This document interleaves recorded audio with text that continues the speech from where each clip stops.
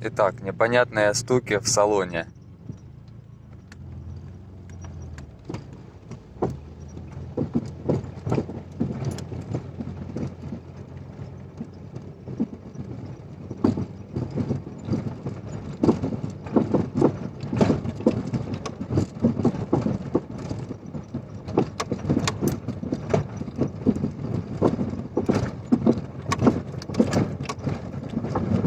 Спереди такое впечатление, как будто молотком по лонжеронам кто-то стучит.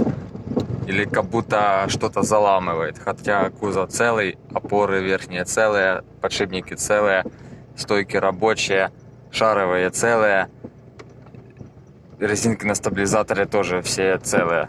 И, естественно, непонятно, почему так. Может, кто в курсе дела,